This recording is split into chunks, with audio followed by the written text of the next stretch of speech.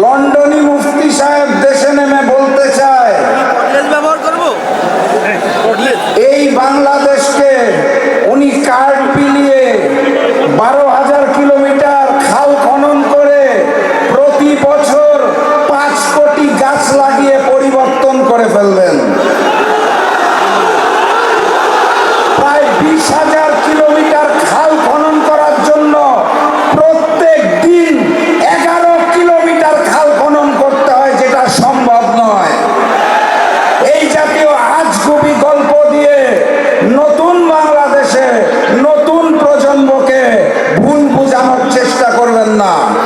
পুরাতন জালেম দেশ ছেড়ে দিল্লি পালিয়েছে, নতুন জালেম ওই যাবে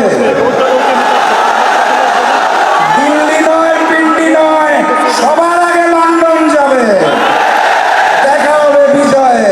দিল্লি জানি কার্ড বিলাতে চায়, নারী এবং বোনদেরকে সম্মান দিতে চায়, আর বিগত কয়েকদিন ধরে নতুন জালেম বিএনপি সন্ত্রাসীরা আমাদের নারী কর্মীদের উপর হামলা করছে, তাদেরকে বিভস্ত করার হুমকি দিচ্ছে, তাদেরকে প্রচারণায় যেতে বাধা দেওয়া হচ্ছে, আর তারা বলতে চায় জামাত ক্ষমতায় গেলে নারীরা বিপদে পড়বে।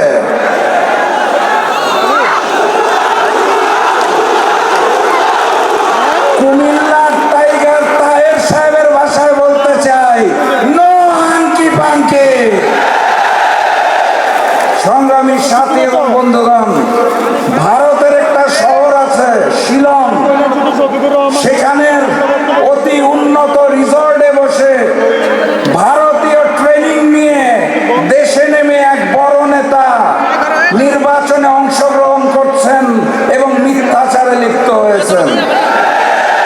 তিনি আজকে তার বক্তব্যে বলেছে 71 সালে যারা সনাতন ধর্মীদের উপর অত্যাচার করত, তারা তাদের রূপ পাল্টে নাকি জাতীয় নির্বাচনে অংশগ্রহণ করছে। আমি ওনাকে স্পষ্ট ভাষায় বলতে চাই, ওই ফ্যাসিস্ট শেখ হাসিনা আর ভারতের বয়ান এই নতুন বাংলাদেশে চলবে না। আপনার নেত্রী দেশনেত্রী বেগম খালেদা জিয়া বারবার ঘোষণা দিয়েছিল জামাতে কোনো যুদ্ধ অপরাধী নাই, ক্যাঙ্গারু কোর্টের মাধ্যমে রাজনৈতিক প্রতিহিংসা চলছে। আজকে আপনি জামাতকে উদ্দেশ্য করে এই কথা বলেন। আপনি কি দেশনেত্রী বেগম খালেদা জিয়ার চেয়ে বড় বিএনপি হয়েছেন? আমরা দেশনেত্রীর সেই বয়ানকেই বিশ্বাস করি। অতএব ভারতীয় ট্রেনিং এর মিথ্যাচার চলবে না। কথাবার্তা পরিষ্কার, কুমিল্লাবাসীকে স্পষ্ট ভাষায় জানিয়ে দিতে চাই, দাড়িপাল্লা, শাপলাকলি, দেওয়ালগড়ি সবকিছুই আমাদের 11 দলের প্রতীক। আগামী 12 তারিখ 11 দলের প্রতীকে সিল দিয়ে প্রত্যেকটি আসনে জয়